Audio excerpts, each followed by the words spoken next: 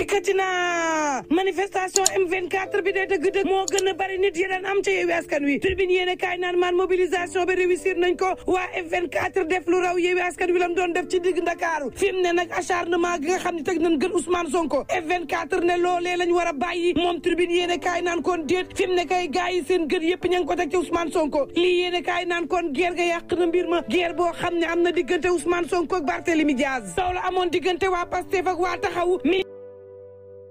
dëgg xaaf bëggatuñ la moom Khalifa Babacar Sall ñëw ci manifester goo xam ne lay coow la mooy Ousmane Sonko nee woon na gaayam yi tempo waaye xale yaa ko dégluwul di yuuxoo ak di ñaawal Khalifa Babacar Sall le point yéene kaay ne ma lii daal war na niki démb ne dëgg coow li mooy Yewwi Askan Wi moom tas na tasar lambaatu la woon fi mu ne nag daal dinay tas ci Khalifa Babacar Sall ma doon jël kaddu ngir jébbaleeg message am ca la militant yu Ousmane Sonko ni ko xaaf doo ko fi waxee daal di koy yuuxu toroxal ko jébbal ko kaddu yu ñaaw lool moom Taxawu Ndakaaru la mu bëggoon wax sax mujj caa àgg faf incident boo xam ne moom le point di ma xamal ne wane na ni dëgg diggante Yewwi Askan Wi coowoo am na fa leen fa yéene kaay ne troisième mandat président Macky Sall leen taxoon jóg ñu nekk fa nag di xëccoo ka xiiroo ka ŋaayoo ci seen biir laas yéene kaay naan maan di gën a firndeel ne moom Yewwi Askan Wi nag loo ci manti dégg daal dinay tasar Walf Quotidien naan kon Yewwi tas na amatul wax sursoi naan ko déet moom xaaf moom waa F24 dankaafu woon nañ ko nee woon nañu ko Khalifa Babacar Sall bu ñu demee ca ndaje ba bul fa wax moom xaaf nag ne leen damay wax coow la mujjee nag ci gat sa diggante ay xarit léegi ko nekkoonu Khalifa Babacar Sall de Papa Djibril Fall ci boppam daal dinañ ko fay yuuxu ba mar de Italie l'enquête ko di yéene lii daal mooy wane ni coow la mooy Yewwi Askan Wi tas na tasar vox populi ne la ngeen ca mën a jàpp te tënk ko mooy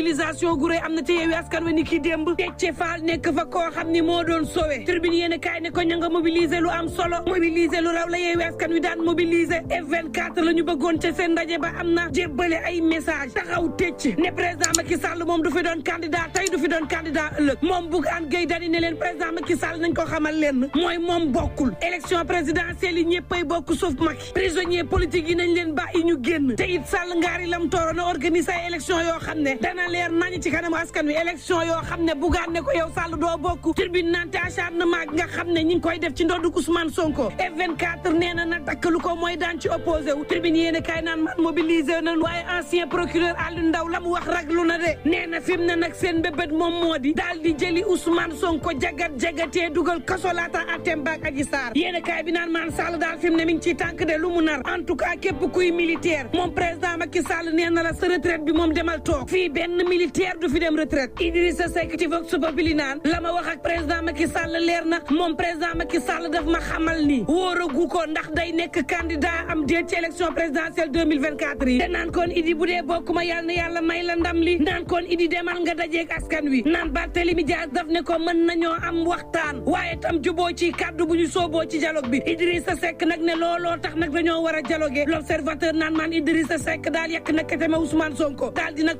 patamee Guy Marius Sagna naan moom homme d'honneur la moom Idi du ma sa trahir tribune naan en tout cas fan teg suñu tànk leer na ku mën a bokk baax na waaye président Macky Sall F24 moom nee na du bokk Barack Obama ci boppam ma ngay yedd Sall ngaari lam tooro burge de gannaaw France ak Emmanuel Macron moom Barack Obama daal dinay woo président Macky Sall firnde gi mooy même États-Unis bëgguñu président Macky Sall sampum ndëndëm El Hadji Amadou Kassé conseiller bu président Macky Sall ci laas yéene kaay naan moom Sall dafa di njuuma juy jommalaate wala lan la na ngeen jàppee turam wi na ngeen jàppee ay jëfam di jàpp président Macky Sall di ko jor loo xam ni maar de Italie Sall dafa nekk jinne ji leen di jommal wala dafa nekk def ko lu ñaaw ci réew mi moo ne day soppi na xar kanamu réew mi lool El Hadji Amadou ko wax l'enquête ko di jéene terewul day moom président Macky Sall bu ñii di dompat ñeneen di gàcci ñeneen ña di wéq fi mu ne daal dañ ne ko réew mi abal ñu El Hadji Amadou Kassé ci laas naan leen Sall daal du ko bon te jëfulit ci réew mi lu bon loo xam ni leble na ko fi mën nañu wax gaa waaye nañu moytu yenn kàddu yoo xam ne dëgg-dëgg mën naa yàq lu ëpp la muy defar le regard yéene kaay naan maan coow laa nga fu ne Idrissa Seck xosi na docteur